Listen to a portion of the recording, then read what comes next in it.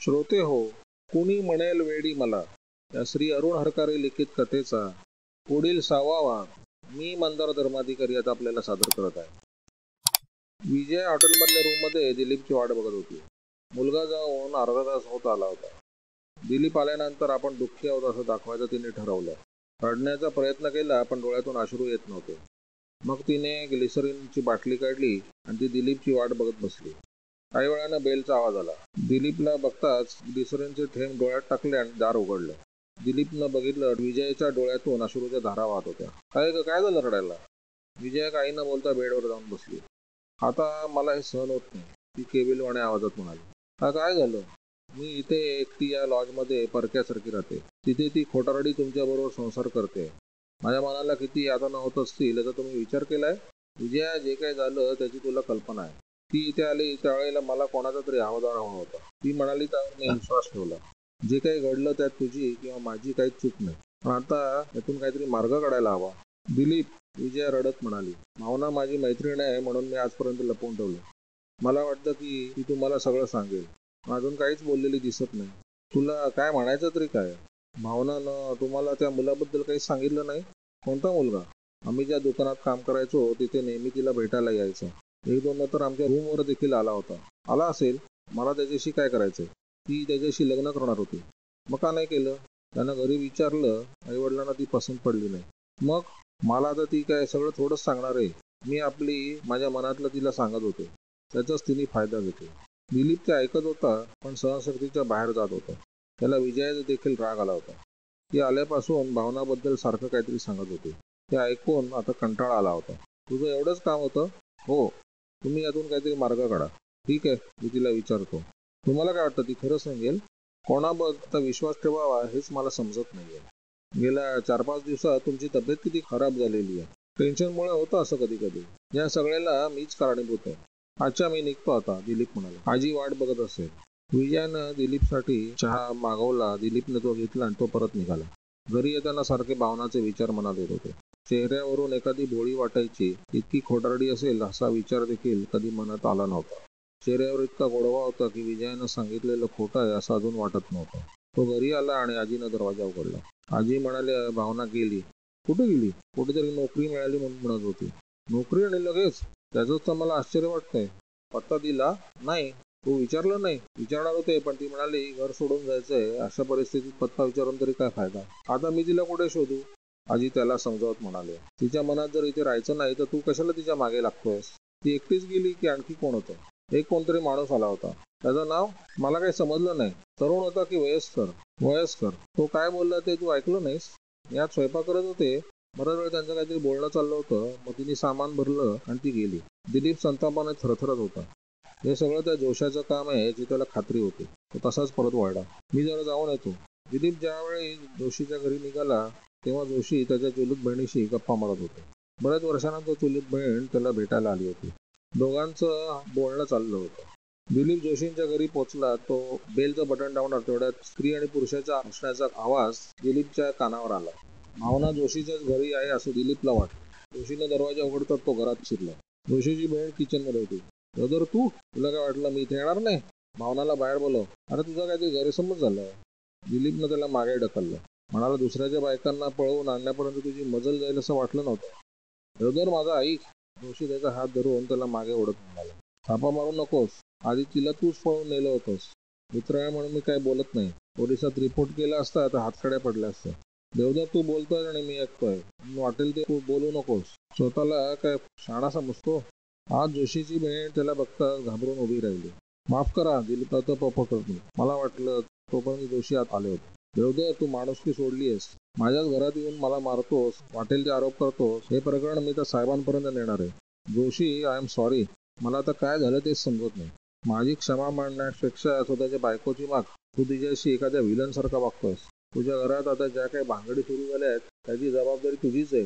जा इथून, चालता हो आता. दिलीप वळला. जोशीच्या घराबाहेर आला. त्याची विचारशक्ती नाहीशी झाली होती. भावना कुठे गेली असेल? परत मुंबईला तर नसेल गेली. एखाद्या वेळेला विजयला तरी भेटायला गेली असेल. तिथेच गेली असावी. विजय तिची मैत्रीण आहे. अशा परिस्थितीत मैत्रिणीचा आधार वाटतो. जोशींच्या घरासमोर एक हॉटेल होतं. तिथून त्यानं विजयाला फोन केला. हॅलो, कोण? ऑपरेटरचा आवाज आला. मी देवधर. 8 नंबरच्या रूममध्ये विजयबाई उतरल्यात. त्यांना बोलवता का जरा? मला वाटतं ते झोपले असतील. झोपले असले तरी उठवा, माझं नाव सांगा, त्या रागवणार नाहीत. थोड्या वेळानं विजयाचा आवाज आला. कोण, दिलीप तू? हो मीच. काय झालं? भावना घरी नाही. मग कुठे गेली? तेच तर विचारायला फोन केला होता. मला वाटतं तुझ्याकडे आली असेल. अरे ती माझी शत्रू, माझ्याकडे कशाला येईल? मग कुठे गेली असेल ती? मी तुला सांगितलं नव्हतं का माझा चॅप्टर आहे म्हणून? गेली असेल कोणाबरोबर तरी पळून. पण ती तशी वाटत नाही ग. दिलीप तू पुरुष आहे. एका स्त्रीला दुसरी स्त्री चांगलं ओळखतो. तुला ती कशी आहे याची अजून कल्पना आलेली नाही. उगाच विचार करत बसू नकोस. मी येतेच 15-20 मिनिटात. तू तू कशाला येते? अशा वेळी तुझ्याजवळ कोणी नको? नको, ती बरं दिसणार नाही. आणि आजी आहेत की. तू काळजी नको करूस. मी आले की तुला बरं वाटेल. अशा वेळेस आपल्या माणसानं मदत नाही करायची तर काय करायची? असं म्हणून विजयानं पैसेवर ठेवला. दिलीप घरी आला तेव्हा रात्रीचे 11:15 वाजत आले होते. त्याला खूप थकल्यासारखं वाटत होतं. काय रे, किती हा उशीर? आजीने विचारलं. जेवायचं की नाही? नाही, नको, मला भूक नाही. आजी, कुठे गेली असेल का ती? मला काय माहीत. पण दिलीप, तू उगाचच काळजी करतोयस. तुझ्या मनात इथे राहायचं नव्हतं. इथे ती एकटी आली तेव्हाच मला संशय आला होता. पोरगी बरी नाही, तिला थारा देऊ नकोस म्हणून. पण तुला राग आला असता म्हणून बोलले नाही. एकदा बाई घरात आली की मग घरातून तिचं प्रेतच बाहेर पडतं. पण ही 2 दिवसात 2दा घर सोडून गेली. अशा मुली करता मनस्ताप करून घेतोस? आजी, पण ती तशी नाही ग. तशी म्हणजे? जाऊ दे, चल तू झोप आता, मला विचार करू दे. आजी आत गेल्या. सतरंजी पसरली आणि पुटपुटत अंथरुणावर पडल्या. तेवढ्यात बाहेर रिक्षा थांबल्याचा आवाज आला. विजयाने बेल दाबली आणि दिलीपने दरवाजा उघडला. विजया आत आली. भावना कुठे गेली ते समजलं की नाही? अजून नाही. मला वाटतं स्टेशनवर बघून यावं. समजा ती स्टेशनवर असली तर काय करणार आहेस? तिला परत घेऊन येईल. समजा आली पुढे, ती माझ्याशी असं का वागली ते विचारेन. म्हणजे काही संबंध नसताना दुसऱ्याचे आयुष्य द्यायचं, त्याचा आपल्यावर जीव आहे समजलं की निघून जायचं. त्यापेक्षा आलीच नसती तर? दिलीपला कितीदा सांगू, अशा मुलींचं काही खरं नसतं. तुझ्यापेक्षा एखादा श्रीमंत मुलगा मिळाला असेल म्हणून सोडून गेली. सोडून जायचं होतं तर लग्न तरी कशाला करायचं? हां, हे मात्र खरं आहे. लग्न करायला नको होतं, पण चूक तुझी आहे. तू तरी एवढ्या लवकर लग्नाला कसा तयार झालास? पण तुझी काहीच चूक नाही. तुला पत्र पाठवायला काय झालं होतं? माझं पत्र मिळालं नाही ठीक आहे. मग यायचं तरी होतंस. नागपूरला आली असतीस, मला भेटली असतीस तर एवढ्या भानगडीच झाल्या नसत्या. मी तुला एकदा सांगितलं ना माझं चुकलं म्हणून. त्याचंच तर प्रायश्चित्त बघते, विजया म्हणाली. दिलीपचा चेहरा खूप उतरला होता. दाढी वाढली होती. त्याची परिस्थिती बघून विजयाला वाईट वाटलं. भावना गेली म्हणून याला अजून वाईट वाटलं आहे की नाही काय माहिती. ती गेली म्हणून याला खरं तर आनंद व्हायला हवा. मग यानं एवढं मनाला का लावून घेतलं? रात्रीच्या वेळी एवढी कुठे गेली काय माहिती, दिलीप म्हणाला. अंतरायला पाकरायला आपण काही नेलेलं नाही. दिलीप, तू उगीचच काळजी करतोस. नाहीतरी ती तुला आवडत नव्हतीच. आपल्या दोघांच्या आयुष्याची तिने वाट लावली हे तू विसरू शकत नाहीस. दिलीपनं डोळे मिटून घेतले. विजया काय किंवा भावना काय, दोघींनी छळलं होतं. एकीने लग्नाआधी, दुसरीने नंतर. भावना असं न सांगता रात्रीच्या वेळी घराबाहेर जायला नको होती. एकटी रात्रीची, कोणाचा आदर नसताना, पैसे देखील जवळ नव्हते. तिला काही झालं तर? दिलीप तू बस, मी चहा करून आणते, विजया म्हणाली. आणि ती स्वयंपाकघरात आली. आजीने तिच्याकडे बघितलं. तशी ती म्हणाली, मी भावनाची मैत्रीण विजया, काल आली होती. हो, मी ओळखलं, आजी म्हणाल्या. विचार केला, एक गेली आणि दुसरी आली. दिलीपला चहा हवा होता. बरं तू बाहेर बस, मी आणते चहा करून. नको, तुम्हाला कशाला त्रास? त्यात कसला त्रास? मला नाहीतरी 12-1 वाजेपर्यंत झोपच येत नाही. विजया बाहेर येऊन बसली. तेवढंच एक काम वाचलं. दिलीप, ती बाहेर येतात म्हणाली. तुला भावनाची काळजी वाटते याची मला कल्पना आहे. माझी देखील ती मैत्रीणच आहे. आता आपण तिच्यासाठी काय करू शकतो असा विचार करायला हवा. दिलीपने बळेच चेहऱ्यावर हास्य आणले. म्हणाला, आता आपल्यात काय आहे? ती परत कधी येते याची फक्त वाट बघायची. विजया येथे आली हे एका दृष्टीने बरंच झालं. शक्य होईल तेवढी मदत करण्याचा ती प्रयत्न करत होती. नाहीतर रात्रीच्या वेळी अशी कोण तरुण मुलगी मदतीला धावून येईल? आपलं दुःख बघून तिला किती पटकन रडायला आलं. दिलीप, विजया म्हणाली. भावना तुला वाटते तेवढी घाबरट नाही. स्वतःची काळजी ती घेऊ शकते. मुंबईला नाही का एकटी राहायची? आधी तर राहायला जागा देखील नव्हती. मग माझ्याशी ओळख झाली, मग रूम पार्टनर म्हणून आम्ही राहायला लागलो. ते खरं आहे, पण विजया, मी तिला खूप बोललो. तिला काय वाटत असेल याचा विचार देखील केला नाही. दिलीप, तू फार हळव्या मनाचा आहेस. ती इथे कशी आली ते मी तुला सांगितलंय. मी पोलिसांना रिपोर्ट केला असता तर तिच्यावर 420 खाली गुन्हा देखील दाखल झाला असता. ती चीटर होती. दिलीपला उगाचच वाईट वाटले. विजया भावनाबद्दल काय वाईट साईड बोलली की का वाईट वाटायचे कोणास ठाऊक. ठीक आहे, तो म्हणाला. तिने मला फसवले, तसेच मी तुला. आपण खरे तर लग्न करणार होतो, पण मी भावनाचे ऐकले आणि तिच्याशी लग्न केलं. मी देखील तुला फसवलेच म्हणायचे. तिच्या एवढ्यात माझा देखील दोष आहे. मग उगाच तिला दोष देण्यात काय अर्थ नाही. यात तुझी काही चूक नव्हती दिली. आपलं म्हणणं पटवून देण्यात भावना भाव असतात आहे. तुझ्या जागी दुसरा कोणताही असता तरी त्यानं भावनावर विश्वास ठेवला असता. ती सुंदर आहे, तू एकटा होतास, माझ्यावर चिडला होतास, असं म्हणून विजया हसली. दिलीपला पण हसायला आले. विजया, तू किती मोठ्या मनाची आहेस, तो म्हणाला. तुझ्या जागी दुसरी कोणती असती तरी माझ्याशी भांडली असती, वाटेल तसं बोलली असती. पण दिलीप, तू मला परका काय आहेस? तू प्रत्येकाची होते, पण क्षमा करण्याचं सामर्थ्य ज्याच्यात असतं तोच प्रेम करू शकतो. का कोण जाणे, भावनाचे विचार दिलीपच्या मनातून अजून जात नव्हते. विजयाला नुसती ऍक्टिंग करता येत नव्हती, तर तिचं मन देखील कठोर झालं होतं. विजयाच्या मागे लागून आपण दिलीपला काही दिवसांपूर्वी कसे तांदळाच्या खड्यासारखे फेकले हे देखील ती विसरली. आता परत दिलीपला जिंकायचं होतं. काही महिन्यापूर्वी तो जसा प्रेम करत होता तशीच परिस्थिती परत आणायला हवी. दिलीप, तुला वाटत असेल, ती म्हणाली, भावनाशी लग्न झालं म्हणजे आपण अडकलो, आणि ती स्वतःहूनच पळून गेली म्हणजे डायव्होर्स देखील लवकर मिळेल. आपण उद्याच कोर्टात अर्ज करू. दिलीपनं दुसरीकडे मान वळवली. वाटत होतं प्राण निघून गेले आहेत, नुसतं शरीर राहिलं. का कोण जाणे, परत भावनाला भेटावं, तिच्याशी बोलावं असं इच्छा होत होती. तिनं आपल्याशी लग्न केलं त्या आधीचे आणि नंतरचे दिवस आठवत होते. वाटायचं आपण स्वर्गात आहोत. भावना, तुम्हाला काय आवडतं असं विचारायची आणि तो पदार्थ रात्री ताटात हजर असायचा. एकदा डोकं दुखत होतं तर रात्रभर कपाळावर अमृतांजन चोळत होते. शर्टाचं बटन तुटलं ती लावून ठेवायची, बुटानं पॉलिश करायची. ती सगळी ऍक्टिंग असेल? सगळे विचार त्याने मनातून काढून टाकले. तो म्हणाला, तुझं म्हणणं खरं आहे. मला घटस्फोटाचा अर्ज दाखल करायला हवा. आणि समजा एकदा डायव्होर्स मिळाला की मग काय करणार आहेस? काय करणार? इथेच राहावं लागेल. त्यापेक्षा नोकरी करता मुंबईला प्रयत्न का नाही करत? इथे काय वाईट आहे? घर आहे, नोकरी आहे. मला वाटतं दिलीप, जोपर्यंत तू नागपूरला राहशील तोपर्यंत या घरात जे काही घडलं ते सारखं तुझ्या डोळ्यापुढे येईल. नागपूर सोडलंस की इथल्या आठवणी इथेच राहतील. दिलीपनं काही वेळ विचार केला. मग म्हणाला, विजया, माझी नागपूर सोडून जाण्याची इच्छा नाही. मुंबईची ती गर्दी, घराचा प्रॉब्लेम, त्यापेक्षा नागपूर बरं. पण इथं तुझ्या जीवाची सारखी घालमेल होत राहील, त्याचं काय? दिलीप बाल्कनीत जाऊन उभा राहिला. दोघींचंही त्याच्यावर प्रेम होतं, भावनाचं आणि विजयाचं. तरी आपण एकटे आहोत असं त्याला वाटत होतं. भावनानं इथून निघून जायला नको होतं. विजया, तो म्हणाला, आमची कंपनी मुंबईला एक ब्रँच काढणार आहे. मी साहेबांशी बोलतो. ट्रान्सफर झाली तर विचार करता येईल. कधी बोलणार आहेस? त्यांचा मूड बघून विषय काढीन. इथे मी जे काही काम करतो त्या जागेकरता दुसरा मनुष्य पण मिळायला हवा. मला भावनाचं आश्चर्य वाटतं, विजया म्हणाली. स्त्रीचं मन किती कोमल, दयाळू असतं. तुला एकट्याला सोडून जायला तिला काही जाणवलं नसेल. तेवढ्यात तिचं लक्ष चिमणीच्या घरट्याकडे गेलं. शी, हे इथे काय घाण? ते घड्याळावर काय आहे? चिमणीचं घरटं काढलं का नाहीस? आणि भावनाच्या देखील ते लक्षात आलं नाही? आलं होतं, तरी काढलं नाही. कमाल आहे तिच्या आळशीपणाची. माझ्या रूम मध्ये तर मी चिमणीला येऊ देखील देत नाही.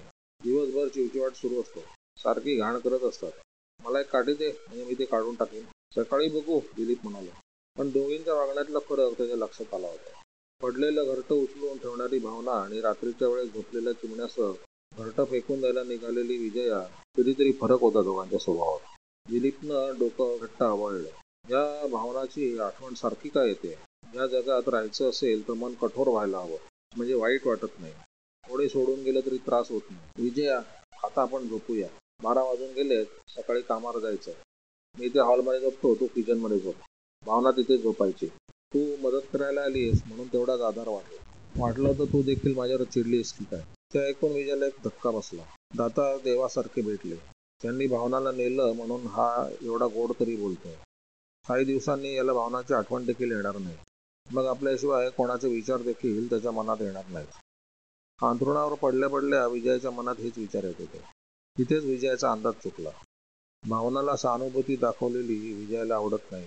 2 शब्द बोलल्याशिवाय ती आपल्याला झोपू देणार नाही आणि स्वतः देखील झोपणार नाही हे त्याच्या लक्षात आलं होतं. रात्रभर भावनाला कुठे शोधावं हेच विचार त्याच्या मनात सुरू होते. तेव्हा तरी जाग आली तेव्हा 9 वाजून गेले होते. तो घाईघाईने उठला, आंघोळ वगैरे आटोपली. तेवढ्यात विजया उठली. हे काय, कुठे निघाला? कामावर जायला नको? 10चं ऑफिस आहे. 9:45 इथेच वाजले. माझं ऐक, काय आज जाऊ नकोस?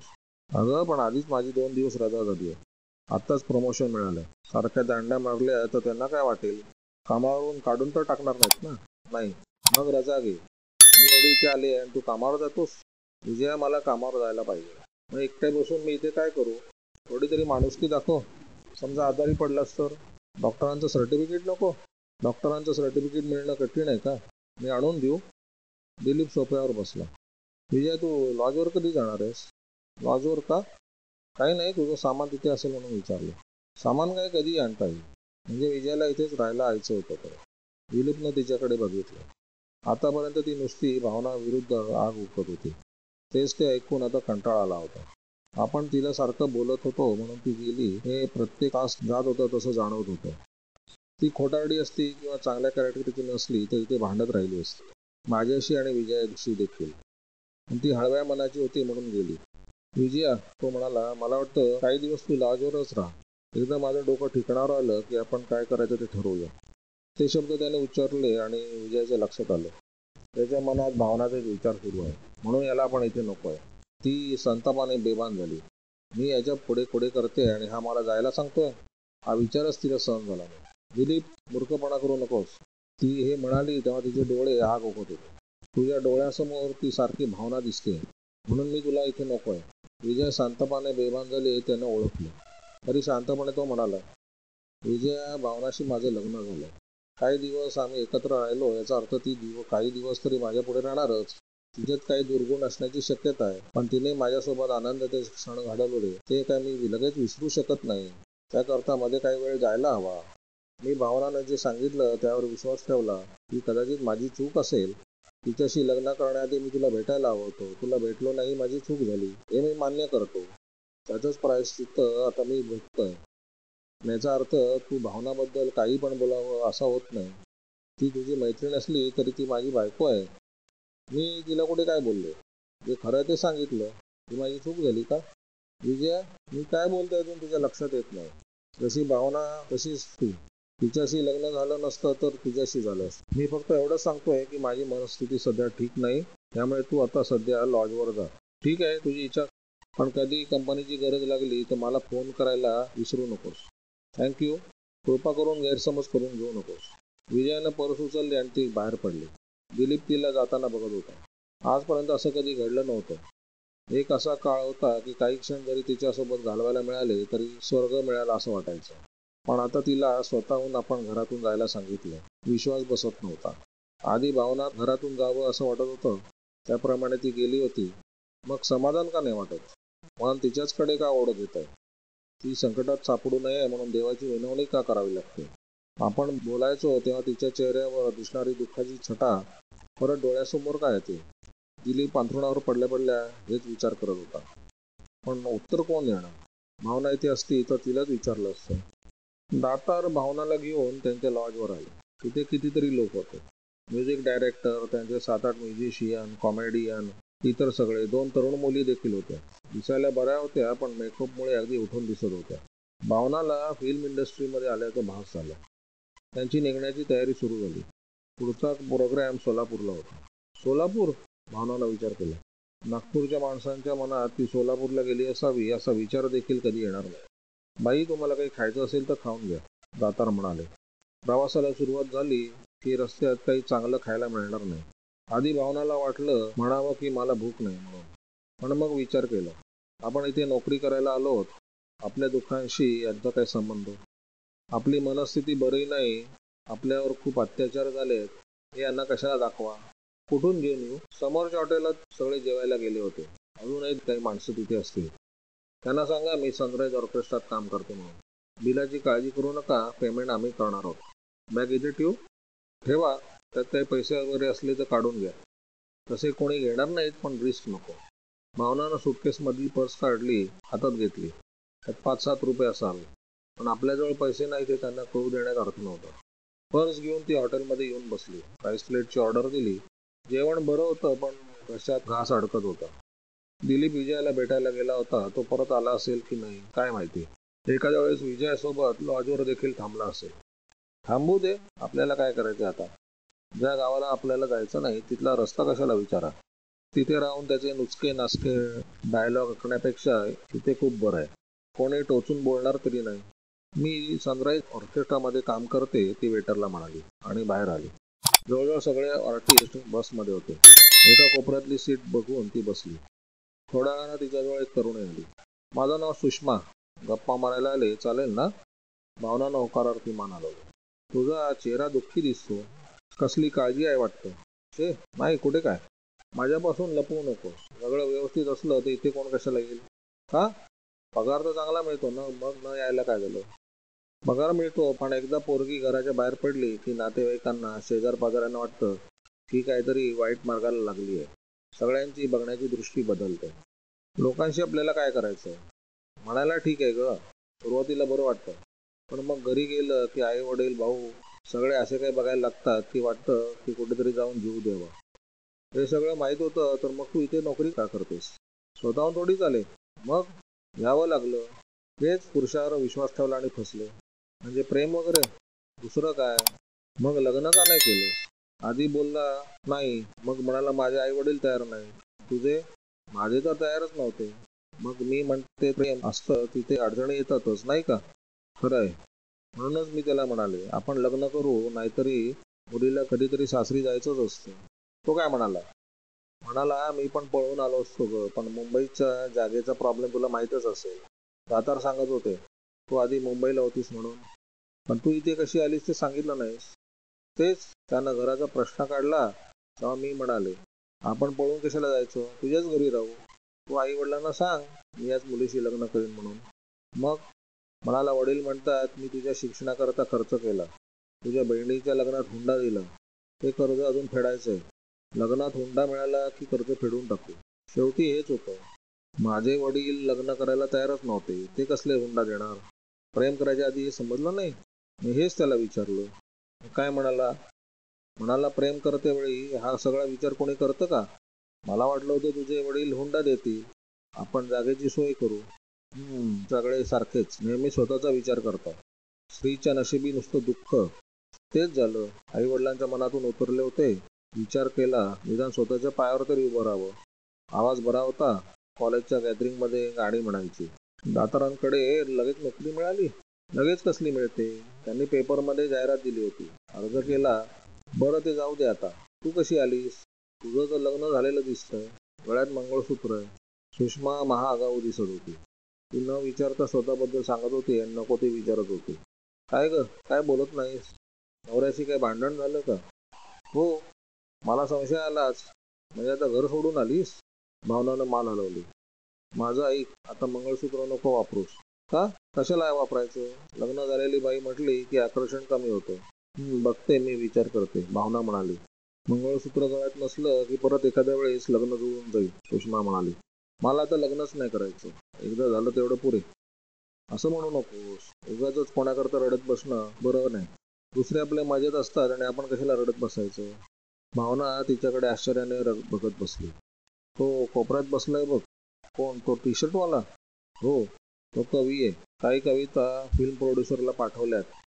अजून चान्स मिळाला नाही, पण मिळेल. त्याच्याशी माझं जमणार आहे. भावनानं बघितलं. साधारण 27-28 वर्षाचा तरुण असावा. दिसायला बरा होता. त्यानं मला काल एक पत्र दिलं. Love letter? अच्छा. तुला दाखवू? नको. वाच ना, मजेशीर आहे. इच्छा नसताना तिनं ते प्रेमपत्र घेतलं आणि वाचायला सुरुवात केली. प्रिय सुषमा, खरं तर आत्ताच आपली ओळख झाली आहे. एवढ्यात प्रेमपत्र लिहिणं हा तर खरं गुन्हाच आहे. वगैरे वगैरे त्यांनी लिहिलं होतं. भावनाने ते पत्र वाचलं आणि सुषमाला परत दिलं. लग्नाआधी दिलीप पण असंच बोलायचा. शब्द कमी वापरले असतील पण भावार्थ तोच होता. आणि आता? कसं वाटलं पत्र? छान आहे. त्याचं तुझ्यावर मनापासून प्रेम दिसतंय. मलाही तेच वाटतं. मग उत्तर पाठवलंस? मला कुठे येतात त्याच्यासारखी पत्र लिहायला. म्हणून काय झालं? थोडक्यात लिही. मला नाही बाई जमणार. मग आता काय करणार आहेस? तोच विचार करतो. पण तिच्या अधूनमधून बघण्याच्या स्टाईलवरून सुषमा तिच्या प्रेमात पडली असावी हे भावनाने ओळखलं. नशीबवान आहेस बाई. एवढा मनापासून प्रेम करणारा जोडीदार मिळाला, आणखी काय हवं? भीती वाटते ग, पण म्हणतात ना दुधानं तोंड पोळलं की ताक पण. बरोबर आहे. लोक सगळी बरी आहेत का ग? हो बरेच. सगळेच असतात. शेवटी कसं वागायचं ते आपल्या हातात असतं. ते सोलापूरला पोहोचले तेव्हा पहाट झाली होती. संपूर्ण दिवस झोपण्यातच गेला. नंतर संध्याकाळी दातार आले. काय झाला का आराम? हो, पटकन उभी राहत ती म्हणाली. बसा बसा, मला घाबरण्याचं काही कारण नाही. मी सगळ्यांशी मनमोकळेप्रमाणे वागतो. मला देखील कोणी उगाचच रिस्पेक्ट दिलेला आवडत नाही. आज रात्री प्रोग्राम आहे. हो, सुषमा सांगत होती. तुमची ट्रायल घ्यायची होती. चालेल. दातारांनी एका हार्मोनियमवाल्याला आणि तबलजीला बोलावून आणलं. कुठलं गाणं म्हणता? कुठलं म्हणू? कुठलंही म्हणा, तुम्हाला जे चांगलं येत असेल ते. जुनं चालेल? हो. भावनानं शुभ गया कोई रे गाणं म्हणायला सुरुवात केली. तबला पेटीवाले व्यवस्थित साथ देत होते. गाणं संपल्यावर दातार म्हणाले, तुमचा आवाज चांगला आहे, पण थोडी प्रॅक्टिस करावी लागेल. तुम्ही आजच्या शोला गाऊ शकाल? गाईन की. खरं तर तिची छाती धडधडत होती, पण नाही कसं म्हणणार. नोकरीच गाण्याची होती. सध्या तुम्हाला पूर्ण गाणं म्हणावं लागणार नाही. इतर ते गातील, मधल्या 1-2 ओळी असतात त्या तुम्ही म्हणायच्या. त्याकरता प्रॅक्टिस करायला हवी. प्रॅक्टिस करावी लागणारच. मी त्या मुलींना बोलवून आणतो. 2-3 वेळा गाणं म्हणालात की सवय होईल. फक्त 1-2 ओळी म्हणण्याकरता एवढा पगार घेणं बरं दिसत नाही, भावना म्हणाली. काही दिवसांनी तुम्हाला पूर्ण गाणी म्हणावी लागतील. सध्या 1-2 ओळी असल्या तरी स्टेजवर उभं राहावं लागेल. काही मुली खूप लोक दिसली की घाबरतात. स्टेजवर उभं राहण्याची सवय झाली की मनातली भीती जाते. दातारांनी दोघा मुलींना बोलवून आणलं. 2-2.5 तास गाण्याची रिहर्सल सुरू होती. 9:30ला शो सुरू झाला. दातारांनी सुषमाचं आणि भावनाचं नाव अनाऊन्स केलं. भावना घाबरतच स्टेजवर आली. इतक्या लोकांपुढे गाणं म्हणण्याची तिची पहिलीच वेळ होती. छाती खूप धडधडत होती. मग तिने विचार केला, या जगात मी एकटीच आहे. मला कोणाचा आधार नाही. ज्यांच्यावर प्रेम केलं त्याने देखील विश्वास ठेवला नाही. आता आपल्याला नोकरी करायला हवी. नोकरी टिकवण्यासाठी गाणं व्यवस्थित म्हणायला हवं. सुषमानं गाणं म्हणायला सुरुवात केली. मधल्या ओळी भावना न म्हटल्या. आधी प्रॅक्टिस केली असल्यामुळे तिला गाणं म्हणताना अडचण आली नाही. शो संपल्यानंतर दातारांनी येऊन तिचं अभिनंदन केलं. म्हणाले, तुम्ही पहिल्यांदा स्टेजवर उभा राहिलात तरी तुम्ही छान गाणं म्हणला. महिन्याभरातच तुम्ही एकट्या गाणी म्हणू शकाल. शो संपल्यावर भावना रूममध्ये आली. प्रोग्राम संपला आणि दातार भावनाला म्हणाले, चला आज आपल्याला परत जायचंय. कुठे? मुंबईला. लगेच? हो. इथे राहून काय करायचं? रोज लॉजचं भाडं द्यावं लागेल. त्यापेक्षा घरी गेलेलं बरं. कंपनीची बस होतीच. रात्री 2-2:30ला सगळे बसमध्ये बसले. दिवसभर झोप, रात्रीचा प्रवास हे असं तर सगळं चालणार होतं. बस मुंबईच्या मार्गाला लागली. अर्धे लोक बसल्या बसल्या डुलक्या देत होते. सुषमा भावनाजवळ येऊन म्हणाली, तू तुझ्या ओळी छान म्हटल्यास ग. काही दिवसांनी चांगली ट्रेंड होशील. आवाजात गोडवा आहे तुझ्या. या प्रवासाचा तुला कंटाळा येत नाही का ग? येतो, पण काय करणार? तू पहिल्याच दिवशी कंटाळलीस? अगं कधी कधी एका दिवसात 2 शो असतात. एकदा पुण्याला, दुसरा कोल्हापूरला. रात्र प्रवास करावा लागतो. गणपतीच्या वेळी तर हाल विचारू नको. खाणं नाही, पिणं नाही, झोप नाही. कंटाळा येतो, पण काय करणार? त्या दिवशी तुला सांगायचं राहिलं. काय? तू मुंबईला दातारांच्या जागेतच राहणार असशील. दातारांच्या जागेत म्हणजे? मुंबईला तुझी कुठे राहायची सोय आहे? नाही. मग तुला दातारांच्या जागेतच राहावं लागेल. आम्ही तिथेच राहतो. त्यांचा मोठा ब्लॉक आहे, 5 रूमचा. त्यातल्या 2 रूम त्यांनी आपल्याकरता ठेवल्यात. एका खोलीत मुलं, दुसऱ्यात मुली. जागेची सोय झाली. सोय झाली, पण तिथे डोक्याला ताप आहे. कसला? दातारांची बायको विचित्र आहे. तिच्याशी जरा जपून वाग. म्हणजे? दातार तसे बरे आहेत, पण बायकोला नेहमी संशय येतो. नवऱ्याची काहीतरी भानगड आहे म्हणून. मग काय करायचं? करायचं काही नाही, जरा जपूनच राहायचं. दातारांशी तिच्या देखत जास्त बोलायचं नाही. तिला उलट उत्तर द्यायचं नाही. ती म्हणाल ते ऐकून घ्यायचं. म्हणजे ते देखील डोकेदुखी आहेच तर, भावनानं विचार केला. त्यांची बस मुंबईला पोहोचली तेव्हा सकाळचे 10 वाजले होते. दातारांनी भावनाची बॅग उचलली. म्हणाले, बाई चला. तुम्ही कशाला माझी बॅग घेता? मी उचलते की. त्यांच्या मागोमाग भावना बॅग घेऊन जात होती. एका ब्लॉक समोर उभं राहून त्यांनी बेल वाजली. जाड्याशा 40-45 वर्षाच्या बाईने दरवाजा उघडला. ही कोण नवीन मुलगी वाटतं? तिने विचारलं. हो. 1-2 महिने कोणी ठेवली नसती तर काय बिघडलं नसतं? बाईने विचारलं. ही बहुतेक दातारांची बायको होती. आतापासून तयारी करायला हवी. वेळेवर कोण मिळणार? पगार किती देणार आहात? नेहमीचाच. तुमचे पैसे वर आलेत की काय तेच कळत नाही. वाटेल तसा पगार देता. एक दिवस तुम्हालाच भीक मागायची वेळ येईल. दातार भावनाला आत येऊन आले. तिची रूम दाखवली. म्हणाले, माझ्या मिसेस जरा क्रॅक आहेत. तिच्या बोलण्याकडे लक्ष देऊ नका. तशी ती स्वभावाने बरी आहे, पण भावना म्हणाली, ठीक आहे, काय हरकत नाही. नोकरी करायची म्हटले 2 शब्द ऐकावेच लागतात. तोपर्यंत ऑर्केस्ट्रातले इतर लोक आले. त्यांची गडबड सुरू झाली. भावना एका कोपऱ्यात जाऊन बसली. इतरांच्या गप्पा गोष्टी सुरू होत्या. आणि भावनाच्या डोक्यात विचार चालू होते. ए चहा घे, सुषमा म्हणाली. तुझं लक्ष कुठे? भावनानं चहाचा कप घेतला आणि चहा पिऊ लागली. एक तरुण तिच्यासमोर येऊन उभा राहिला. तो म्हणाला, माझं नाव सुभाष. तुमचा आवाज छान आहे. भावनाला उत्तर द्यायची इच्छाच झाली नाही. आज आपण काही ड्युएट सॉन्ग म्हणू. खूप वाईट होते. दातार साहेबांना विचारावं लागेल. तुम्ही ती काळजी करू नका, त्यांना मी समजावतो. चालेल, भावना म्हणाली. ते तयार असतील तर माझी काहीच हरकत नाही. आपला उद्या कुठे प्रोग्राम नाही, सुभाष म्हणाला. तुम्ही कुठे जाणार आहात? नाही, मी कुठे जाणार? मला वाटलं की काही पर्चेसिंग वगैरे करायला. नाही नाही, मी इथेच आराम करणार आहे. थोडी प्रॅक्टिस करेन. काही कंटाळा वगैरे आला तर सांगा, मी काहीतरी मदत करेन. हो सांगते, भावना म्हणाली आणि शांतपणे बसून राहिली. दुपारचा 1:30 वाजला. दातारांनी सगळ्यांना जेवायला बोलवलं. बाई, दातारांनी विचारलं, कसला विचार करतो? जेवण थंड होतं. भावनानं कसे तरी 2-4 घास घशाखाली उतरवले. जेवण जात नव्हतं पण जेवायला हवं होतं. गाण्याची प्रॅक्टिस करायची, स्टेजवर गाणं म्हणायचं म्हणजे एनर्जी हवी. संध्याकाळी सगळे कुठे कुठेतरी पिक्चरला गेले. भावना म्हणाली, मला पिक्चर नाही आवडत, मी जरा आराम करते. सगळे गेले पण भावना कॉटवर बसून होती. अर्ध्या पाऊण तासात बेलचा आवाज आला म्हणून त्याने दरवाजा उघडला. दरवाजात सुभाष उभा होता. ती मागे सरक. मला वाटलं तुम्ही पिक्चरला जाल. माझी तब्येत बरी नाही. पण तुम्ही मध्येच कसे आलात? माझी तब्येत पण बरी नाही. चला आत बसू, गप्पा मारू. दोघं हॉलमध्ये येऊन बसले. आत्ताच तुमची तब्येत बिघडली? सुभाषने विचारलं. तर कसं चालेल? तुम्ही सगळ्यांशी मिळून मिसळून वागायला हवं. तुम्ही म्हणता ते खरं आहे, पण त्यात सध्या बरं वाटत नाही. तुम्ही बसा, मी चहा करून आणतो. नको, खरंच नको. अहो घेऊन तर बघा, बरं वाटेल. 5च मिनिटात तो चहा घेऊन आला. कप भावनाच्या हातात ठेवून म्हणाला, दातारांनी अजून कॉन्ट्रॅक्ट केलं की नाही? कसलं कॉन्ट्रॅक्ट? हेच पगाराचं. नाही, ते लवकर करून घ्या. का? समजा त्यांनी तुम्हाला पगारच नाही दिला तर तुम्ही काय करणार? मी काय करणार? म्हणून म्हणतो की आधी ॲग्रीमेंट करून घ्या. त्यांना वाटेल हिचा एवढा विश्वास नाही की काय. घाबरून गप्प बसला तर तुमचं नुकसान होईल. होऊ द्या, इथे जन्म थोडाच काढायचा आहे. तुम्ही काळजी करू नका, मी दातारांशी तुमच्याबद्दल बोलेन. त्यांनी कबूल केलं तेवढा पगार तुम्हाला मिळायला हवा. माझ्याकरता तुम्ही कशाला त्रास करता? मी माझं बघून घेईन. सुभाष तिच्याजवळ आला आणि तिच्या खांद्यावर हात ठेवून म्हणाला, तुम्ही किती भोळ्या आहात हो. भावनाला वाटलं त्याचा हात झटकून टाकावा. पण असं किती दिवस पुरुषांना तोडणार? वाटेल तसे अपमान सहन करून आपण दिवस काढत होतो. वाटलं होतं आज ना उद्या याचा राग जाईल. पण तो बोलत गेला, मी ऐकत गेली.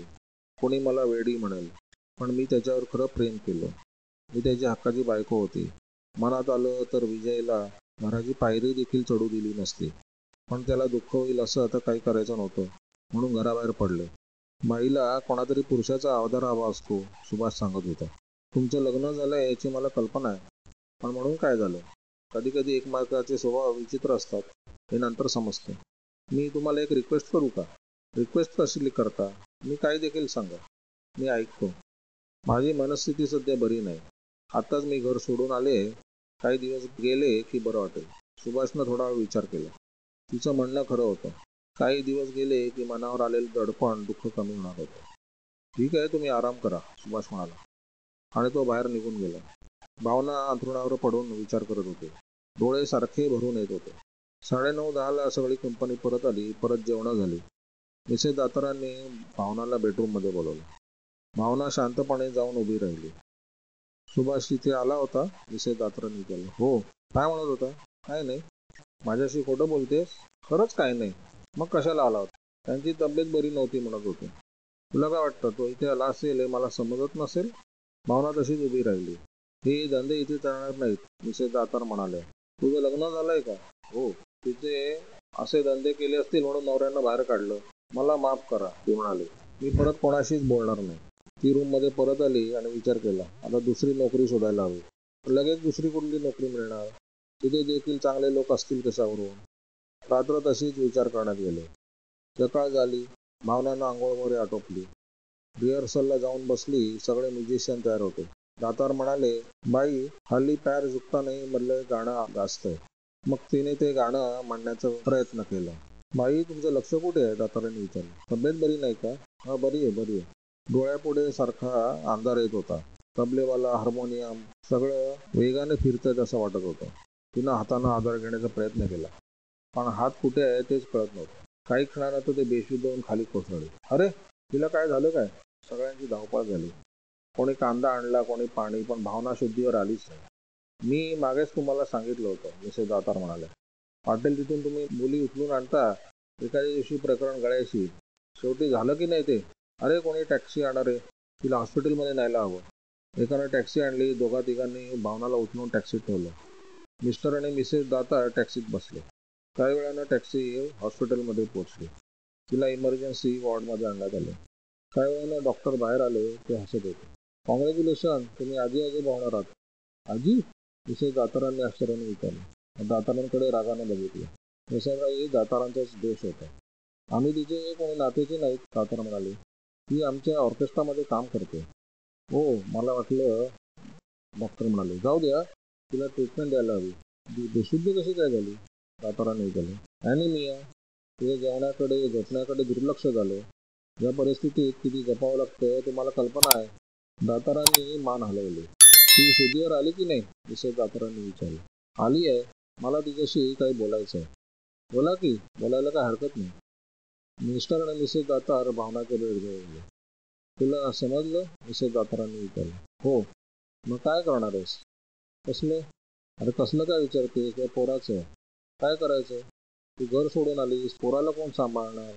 शिवाय ऑर्केस्ट्रामध्ये काम करायचंय, सगळा विचार कर. भावनाने काहीच उत्तर दिलं नाही. आता हॉस्पिटलमध्ये झालीच आहेस तर ऑपरेशन करून घे. 10 वेळा इथे यायला कोणाला वेळ आहे? मला विचार करू द्या, भावना म्हणाली. कसला विचार करतेस? मिसेस दातार रागाने म्हणाली. ऑपरेशन केलं नाहीस तर तुला नोकरी सोडावी लागेल. भावनानं काही वेळ त्यांचा चेहरा बघितला. मग म्हणाली, मी जोपर्यंत जिवंत आहे तोपर्यंत माझं बाळ जिवंत राहील. मी या जगातून जाईल तेव्हाच कोणाची तरी सोबत हवी.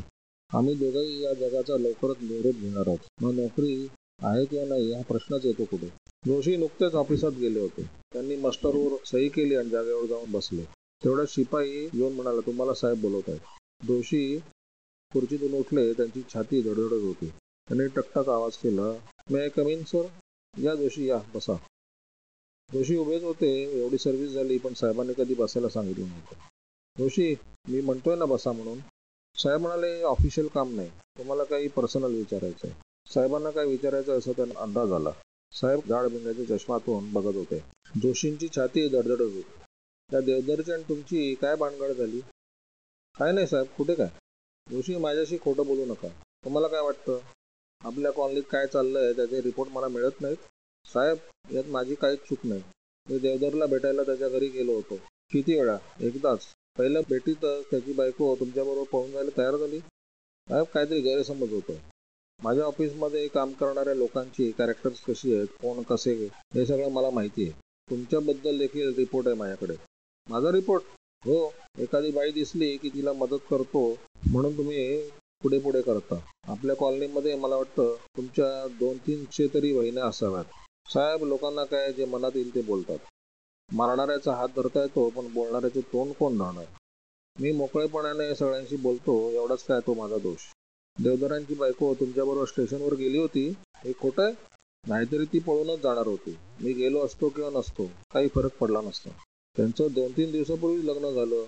एवढ्यात घर सोडून जाण्यात काय घडलं असावं? देवदर तिच्याशी खूप भांडत होता. त्याच्या आधी एका दुसऱ्या मुलीशी लग्न ठरलं होतं. तरी तीच नागपूरला येणार होती पण तिच्याऐवजी ही आली. लग्न झालं आणि पहिली मुलगी परत आली. काय बोलताय कळतंय का तुम्हाला?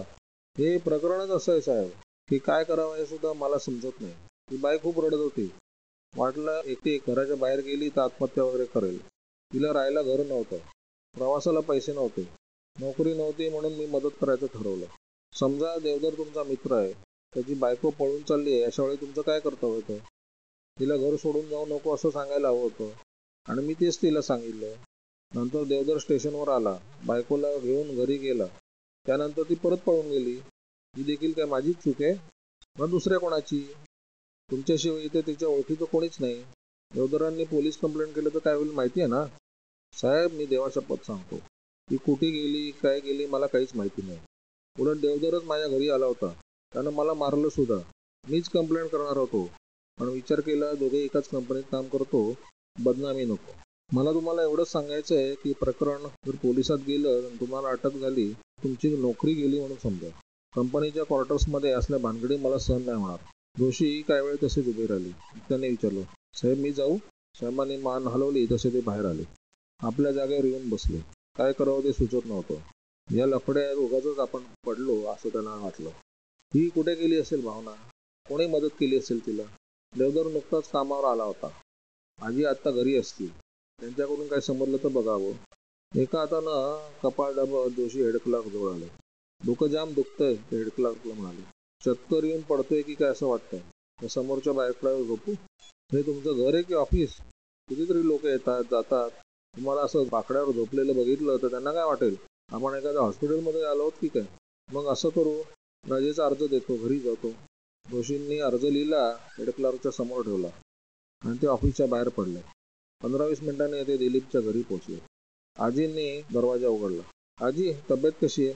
जोशी आत येऊन सोफ्यात बसले आणि म्हणाले, माझं म्हातारीचं काय, म्हातारपणाचे रोग कोणाला चुकलेत. वेळच्या वेळी औषधं घेतली तर रोग अडत नाहीत. म्हाताऱ्या माणसाकरता कोण औषध आणणार. जोशी म्हणाले, आजी, दिलीप हल्ली कसल्या तरी विचारत असतो, त्यामुळे कदाचित त्याला औषध आणायला आणि तुम्हाला डॉक्टरांकडे न्यायला वेळ मिळेल की नाही सांगता येत नाही. तुम्ही मला मनमोकळेपणाने सांगायला हरकत नाही. मी देखील तुमच्या नातवासारखाच आहे. आजीच्या चेहऱ्यावर हास्य पसरलं. सहज आलात? आजीने विचारलं. हो, विचार केला. दरवेळेस दिलीप पाशी बोलण्याला वेळ जातो, तुमच्याशी बोलता येत नाही म्हणून मुद्दाम आलो. चहा ठेवू का? नको, तुम्ही बसा, आपण गप्पा मारूया. मी म्हातारी तुमच्याशी काय गप्पा मारा. त्याला काय झालं? आणि हे काय वहिनी नाही दिसत त्या? तुम्हाला नाही माहिती? नाही, ती घर सोडून गेली. कधी? काल रात्री. एकाएकी? मला तुमचाच संशय आला होता. माझा? परवा नव्हती का ती तुमच्याबरोबर गेली? मी पण तेच बघायला आलो होतो. इथे त्यांची सारखी भांडणं होत होती म्हणून विचार केला त्या घर सोडून गेल्या की दिलीपला थोडी शांतता मिळेल आणि तुम्हाला देखील. घरात कटकटी सुरू असल्या की धड जेवण जात नाही. तुम्हाला काय सांगू जोशी, माझी अगदी तीच परिस्थिती झाली. 24 तास घरात भांडणं. गेली नसती तर मी मेले असते. मला काय कमी नातवंड आहेत का? पण ती गेली तरी कुठे? कोणीतरी एक माणूस आला होता, त्याच्याबरोबर गेली. तुम्ही त्याला बघितलात? मी स्वयंपाक करत होते, थोडंफार कानावर पडलं. म्हणजे खरोखरच पळून गेली तर? मला तसं नाही वाटत. त्यांचं काहीतरी पगाराबद्दल बोलणं सुरू होतं. पगाराबद्दल? हो, 500-1000 रुपये असे मी ऐकले. तिथे तिच्या ओळखीचं कोणी नव्हतं. मला भेटले तेव्हा तीच सांगत होती, मला कोणाचाच आदर नाही म्हणून. आणि एका दिवसाच्या आत तिची कोणाशी कधी ओळख झाली काय समजत नाही. तिची मैत्रीण इथे आली होती, तिच्या ओळखीचं कोणीतरी असेल. तिची मैत्रीण? मुंबईला तिच्या जागेत ती राहायची ती? म्हणजे जिच्याशी आधी दिलीपचं लग्न ठरलं होतं तीच ठरलं तिच्याशी एंड केलं हिच्याशी. आता रडत बसलाय. मग ती गेली कुठे? कोण? भावनाची मैत्रीण. तिथेच कुठल्या तरी लॉजवर उतरली आहे. लॉजवर आणि एकटी? हो, हल्लीच्या पोरींना काही लज्जा. खरंय, कोणत्या लॉजवर उतरली आहे कोणास ठाऊक. का? तिला भेटायचं होतं की काय? भेटलो असतो, पण पत्ता कुठे माहिती आहे. भेटून काय करणार होतात? मग सांगितलं असतं, ती भावना गेली, आता तू पण जा. म्हणजे आमच्या दिलीपला काही दिवस सुखाने राहता तिथे येतील. आजी, तुम्हाला काय सांगू, दिलीपचं हल्ली अजिबात कामात लक्ष नाही. सारख्या चुका होतात. एखाद्या वेळेस त्याला नोकरीवरून काढून टाकलं तर प्रॉब्लेम होऊन जाईल. आजच मला साहेबांनी बोलवलं होतं. म्हणाले देवधरला काहीतरी सांगा, म्हणून इथे आलो. तुम्हाला तिला भेटायचं असेल तर भेटू शकता. कसं काय? ते समोर कार्ड पडलंय ना, तिनंच ते दिलीपला दिलं. त्याच्यावर लॉजचा फोन नंबर आहे, त्या फोनवर फोन करा. जोशीने ते कार्ड उचललं, लॉजचं नाव आणि पत्ता वाचला आणि विचारलं, आजी मी निघू? लगेच तिला भेटणारच की काय? नाही, अजून काय ठरवलेलं नाही. मी तुम्हाला तिचा पत्ता सांगितला, दिलीपला सांगू नका. शे, मला काय वेळ लागलाय की काय? मी येथे आलो होतो हे पण तुम्ही त्याला सांगू नका म्हणजे झालं. जोशी बाहेर आले आणि लॉजवर सरळ आले. काउंटरवर बसलेल्या क्लार्कला विचारलं, इथे त्या मुंबईच्या कोणी बाई उतरल्यात? हो, 8 नंबरमध्ये. जोशी 8 नंबरच्या रूममध्ये आले. कॉलबेल वाजवली. दार उघडणाऱ्या तरुणीला ते बघतच राहिले. ती सुंदर दिसत होती आणि चेहरा त्रासलेला होता. कपाळावर आठ्या होत्या. कोण हवंय? मी दिलीप देवधरचा मित्र, जोशी माझं नाव. मला तुमच्याकडे काही बोलायचं आहे. कशाबद्दल? दिलीप माझा मित्र आहे, हल्ली विचित्र वागतो. तुमच्याशिवाय त्याची समजूत घालणारं कोणी नाही. तुम्ही मला मदत कराल का, हे विचारायला आलो होतो. विजया दारातून मागे सरकली. आत या ना, आत या. जोशी आत आले, खुर्चीत बसले. दिलीप आला नसला तरी दिलीपचा मित्र आला याचं विजयला समाधान वाटलं. आपण दिलीपला मदत करू शकतो याची खात्री आल्याशिवाय हे इथे आले नसावे. तुम्ही चहा घेणार की थंड? मला काही नको, जोशी म्हणाले. काही करून माझ्या दिलीप आधीसारखा वागायला लागला म्हणजे झालं. तुमची दोघांची एवढी मैत्री आहे? आता लग्न झालं म्हणून, नाहीतर आम्ही दोघं एकमेकाला सोडून जेवलो सुद्धा नाही. कुठून ती मुलगी आली कोणास ठाऊक. ती आली आणि बिचाऱ्यावर दुःखाचा जणू डोंगरच कोसळला. विजयाला तेवढं समाधान वाटलं. म्हणजे हा तरी निदान भावनाच्या बाजूने नव्हता. तर तुम्हाला कल्पना नसेल जोशी, मला कल्पना आहे. कसली? तुमचं दिलीपशी लग्न होणार होतं. तुम्हाला कसं समजलं? एवढा जवळचा मित्र, तो काय अशा गोष्टी लपवून ठेवेल? मी त्याला सांगितलं. अरे काळजी कसली करतो, आज ना उद्या लग्न होणारच आहे. तर म्हणायचा, सारखी तिची आठवण येते रे, काय करावं ते कळत नाही. मध्ये ही भावना आली, काय जादू केली कोणास ठाऊक. तिच्याशी लग्न केलं आणि आता रडतोय. तुम्हाला कल्पना नसेल जोशी, भावना मला फसून इथे आली. मी तिला दिलीपची पत्र वाचायला द्यायची. मी मोकळ्या अंतःकरणाने तिला सांगून टाकायचे. त्याचा तिने फायदा घेतला. ती इथे आली, दिलीपला सांगितलं विजय दुसऱ्याशी लग्न करणार आहे म्हणून. ते ऐकून तो चिडला आणि त्यानं तिच्याशी लग्न केलं. अरे रे, काय हे? तुम्ही सगळं सहन कसं केलं? काय करू? अशा खोटारड्या मुलीला धडा शिकवायला हवा. म्हणजे मग तुम्हाला काय वाटतं, मी काय गप्प बसले? ती कुठे गेली असेल तुम्हाला वाटतं? कुठे गेली? तिला नोकरी मिळाली. एवढ्या लवकर? ती इथे आहे तोपर्यंत दिलीपचं आयुष्य सुखानं जाणार नाही हे मला लक्षात आलं होतं आणि मीच तिला नोकरी मिळवून दिली. अरे हे तर एकदम उत्तम केलं. पण एखाद्या वेळी ती परत येणार याची गॅरंटी काय? ऑर्केस्ट्रातली लोक बॉन्ड लिहून घेतल्याशिवाय कोणालाही नोकरी देत नाही. तिच्या मनात असलं तर ती परत येऊ शकणार नाही. तिला घालवलं ते बरं केलं. पण मग तुम्ही इथे कशाला थांबलात? दिलीपच्या घरी नाही गेलात? सध्या त्याची मनस्थिती ठीक नाही म्हणून थांबलेत. 2-4 दिवसांनी जाईन. हा तुम्ही अगदी चुकीचा डिसिजन घेतला. तुम्ही इथे आणि तो तिथे. मध्ये परत एखादी भावनासारखी कोणी आली तर काय करायचं? विजयाला जोशीचं म्हणणं पटलं. मी ते जास्तीत जास्त 2-3 दिवस काढणार. शेवटी त्याच्याच घरी जाणार आहे. काहीतरी निर्णय लावल्याशिवाय मी परत जाणार नाही. काही गरज लागली तर मला फोन करा. दिलीपचा नंबर तुमच्याकडे असेलच. तुम्ही चहा देखील घेतला नाही, विजया म्हणाली. एकदा सगळं व्यवस्थित झालं की मग पार्टी द्या. विजया हसून मान हलवली. अच्छा निघतो मी. पण ती इथे जवळपास नाही ना? नाही हो, ती सोलापूरला गेली. तुम्ही तिची काळजी करू नका. ती काय परत येणार नाही. बरं निघतो तर मी. अच्छा. जोशी लॉजमधून बाहेर पडले तेव्हा सोलापूरला जाण्याकरता कोणती गाडी पकडावी हे विचार तिच्या मनात होता. दिलीप ऑफिसात आला तेव्हा 11 वाजायला 10 मिनिटं होते. चेहरा उतरला होता, कपडे चुरगळलेले होते. दाढी देखील केलेली नव्हती. केबिनचा दरवाजा उघडून तो खुर्चीत जाऊन बसला. समोर ठेवलेलं पेंडिंग पेपरचं पॅड ओढून घेतलं आणि त्यातली काही पत्र वाचायला सुरुवात करणार तेवढ्याच शिपाई आत येऊन म्हणाला, मगाचपासून साहेबांनी 2-3 वेळा बोलवलंय. लवकर जाऊन या. दिलीप तसंच साहेबांच्या केबिनमध्ये आला. त्यांना बघताच साहेब म्हणाले, हल्ली तुम्ही चालवले तरी काय? आता किती वाजलेत? 10:55. ऑफिसचे काय वेळ आहे? 10:30. ऑफिसर लोक जर वेळेवर नाही आले तर इतर लोक कसे येतील? I am sorry sir. Deodhar बसा. मला आणखी काय सांगायचंय? दिलीप बसला. हा काय तुमचा अवतार आहे? साहेबांनी विचारलं. मला झालंय तरी काय? माझं मलाच कळत नाही सर. काही पर्सनल प्रॉब्लेम असेल तर मिटवून टाका. तो जोशी देखील 2-3 दिवसापासून गायब आहे. कुठे गेले असावेत? तुम्हाला काही कल्पना आहे? मी काय सांगू सर? माझ्यापेक्षा जास्त माहिती तुम्हालाच असेल. ठीक आहे, साहेब जरा रागातच म्हणाले. मी तुम्हाला एवढ्याकरता बोलवलं की तुम्ही असेच वागत राहिलात तर तुमच्या नोकरीवर परिणाम होईल. मला एक रिक्वेस्ट करायची होती सर. बोला. माझी मनस्थिती सध्या ठीक नाही.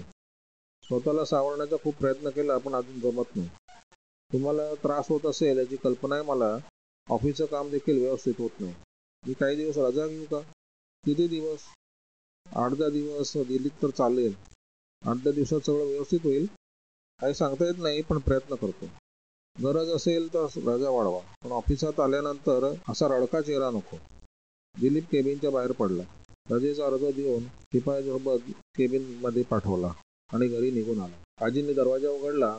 आत कोणतरी बाई बसल्या होत्या. बरं झालं तू आलास ते. या तुझ्या ऑफिसमध्ये येणार होते. या कोण? माझं नाव विमलाबाई. आमचं मुंबईला कपड्याचं दुकान आहे. भावना आणि विजया माझ्याच दुकानात काम करायच्या. बसा ना, दिलीप म्हणाले. आधी यांना चहा ठेव का? इथे कसं काय येणं केलं? भावनाचं पत्र आलं होतं. मागे आमची नोकरी सोडून गेली त्यावेळेस मी तिला म्हणाले होते, काही गरज लागली तर सांग, मी तुला नोकरी देईन केव्हाही. तिनं पत्रात काय लिहिलं होतं? तिचा मुंबईला येण्याचा विचार होता. नोकरी मिळेल काय म्हणून विचारत होती. मी काय उत्तर दिलं? विचार केला नागपूरला जायचंच आहे तेव्हा प्रत्यक्ष भेटावं. कुठे आहे ती भावना? ती इथे नाही.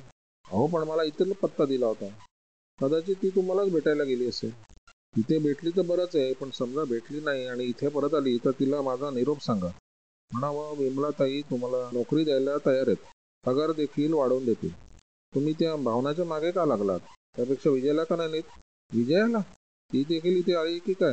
हो, तिनं फुकटात जरी नोकरी केली तरी मला तिला ठेवायचं नाही. का? तिच्यावर तुम्ही एवढे काय चिडलात? हो, काय सांगू तुम्हाला, काय भांडते ती, वाटेल तशी उत्तरं काय देते, गिरायकांना काय फडफड बोलते. तिचे 1760 मित्र, अशा मुलींना कोण नोकरी देणार? आणि भावना, खरं सांगू, भावना पोरगी लाखात एक आहे. कधी कोणाची भांडण नाही, किती काम करावं लागले तरी कटकट नाही, चेहरा नेहमी हसरा. नोकरी सोडून गेली तेव्हा तिची किंमत कळली. ती कोणाबरोबर तरी सारखी फिरायला जायची म्हणे. ती? अहो, ती विजय असेल. विजय नाही, मी भावनाबद्दल विचारतो. मी तरी तिला कोणाबरोबर जाताना बघितलं नाही. मी तर ऐकलं होतं भावनाचं लग्न देखील ठरलं होतं म्हणून. अहो, तिचं नाही, विजयाचं ठरलं होतं. आधी कुठल्या तरी नागपूरच्या एका मुलाबरोबर ठरलं होतं. नंतर मुंबईला भेटायला कारवाला यायचा. तो नेहमी विजयाला बोलवायला. तुमचा काहीतरी गैरसमज झालेला दिसतोय. भावना आली की तिलाच विचारा. ती आता कधीच येणार नाही, दिलीप म्हणाला. तुमचं काहीतरी भांडण झालेलं दिसतंय. तिला बघितलं की मला नेहमी वाटायचं, ज्या तरुणाशी हिचं लग्न होईल तो खरोखरच नशीबवान असेल. तुमच्याशी तिचं भांडण झालं म्हणजे आश्चर्यच आहे. ती भांडली नाही, मीच भांडलो. तुमची भांडणं मिटवून टाका. ती नेहमी आनंदात दिसायची, तरी अशा मुली मनाला फार लावून घेतात. मनातल्या मनात उडत बसतात. आपल्याला वाटतं आपण बोलतो त्याचा काही परिणाम होत नाही. अशा मुली हळव्या असतात मनाच्या. शोधून काढा तिला आणि तिला परत घेऊन या. दिलीप बराच वेळ त्यांचा चेहरा निघत होता. डोळ्यात पाणी जमा व्हायला होतं. अश्रू बाहेर येतात की काय असं वाटलं म्हणून त्याने चेहरा फिरवला. निघते मी, विमलाताई म्हणाल्या. दिलीपनं बोलण्याचं टाळलं. थोड्यात आजी चहा घेऊन बाहेर आल्या. म्हणाले, अरे हे काय, चहा न घेताच निघालत? यांना पण आणा की. आणते, तुम्ही घ्या. विमलाताई चहा घेऊन निघाल्या. दिलीपला काय करावं ते सुचत नव्हतं. शेवटी विजया खोटी ठरली होती. भावना घर सोडून गेली याचं वाईट वाटत होतं. आता विमलाबाईंच्या बोलण्यामुळे जखमेवर मीठ चोळल्यासारखं झालं होतं. पोलिसात रिपोर्ट केला तर बदनामी होणार होती. शोधायचं म्हटलं कुठे शोधावं हे लक्षात येत नव्हतं. विजयाला विचारण्यात काय अर्थ नव्हता. जोशी तर शत्रूच होता. आणखी काही तास गेले तर आपल्याला वेळ लागेल याची त्याला खात्री वाटत होती. जोशी सोलापूरला पोहोचले तेव्हा सकाळचे 7 वाजले होते. ते हॉलवर गेले. वॉचमनला विचारलं, काल रात्री इथे ऑर्केस्ट्रा होता? होता ना साहेब. ते लोक कुठे उतरले? ते गेले. कुठे? मुंबईला. कधी? प्रोग्राम संपला आणि लगेच निघाले. त्यांच्या कंपनीची बस आहे. मुंबईला कुठे गेलेत काय माहिती आहे का? मला माहित नाही, ऑफिसमध्ये विचारा म्हणजे समजेल. जोशी 10:15 ऑफिसमध्ये आले. क्लार्कला विचारलं, काल इथे ऑर्केस्ट्राचा प्रोग्राम होता. तुमच्याजवळ त्यांचा पत्ता आहे का? हो, बघतो. मग त्याने रजिस्टर उघडून पत्ता लिहून दिला. जोशींनी पत्ता लिहून घेतला आणि बसने मुंबईला पोहोचले. जवळजवळ 12 तास लागले त्यांना मुंबईला पोहोचायला. एस टी स्टँडवर उतरून जोशींनी टॅक्सी पकडून ते गोरेगावला आले. दादरांच्या बिल्डिंग समोर टॅक्सी थांबली. त्याच्यातून जोशी उतरले. जोशींनी टॅक्सीवाल्याला पैसे देऊन ते दातारांच्या घरी आले. मिसेस दातारांनी दरवाजा उघडला. कोण हवाय? ऑर्केस्ट्रावाले दातार इथेच राहतील ना? हो, या ना, आत या. मिसेस दातारांना वाटलं कोणीतरी ऑर्केस्ट्राचा प्रोग्राम ठरवायला आलं असेल.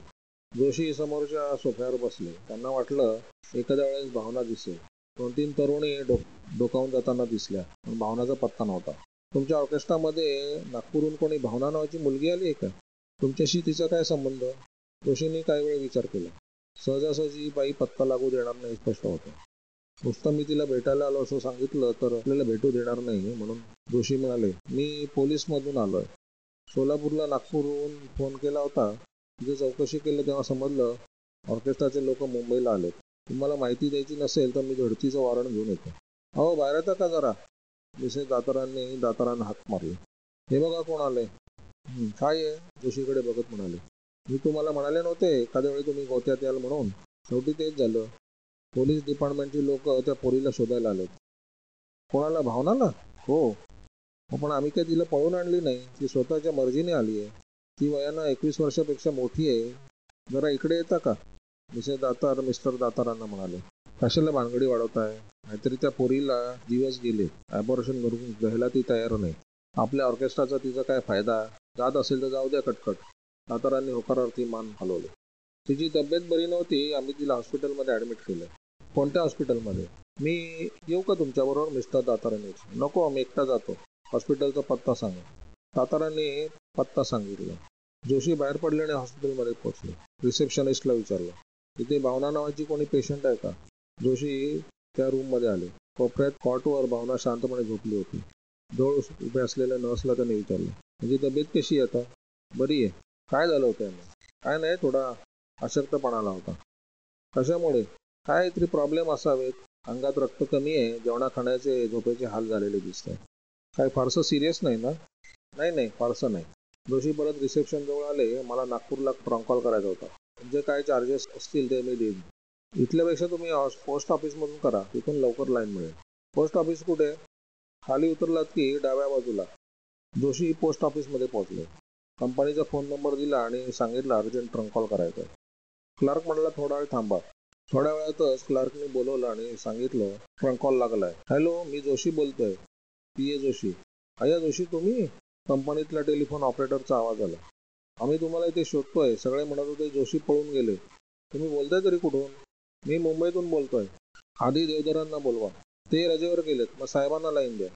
काही वेळानं साहेबांचा आवाज आला. हॅलो, कोण? मी जोशी बोलतोय साहेब. अरे तुम्ही कुठे आहात? मुंबईला. काय मुंबईहून? काय झालं? साहेब, माहिती आहे मला सगळं, पण तुम्हीच पोलिसांची धमकी दिली होती म्हणून विचार केला. प्रयत्न करून पाहावा. खूप प्रयत्न केलेत, पुरे झालं. परत येतो ते साहेब. त्या देवधरचा प्रॉब्लेम सॉल्व्ह करायला गेलो होतो.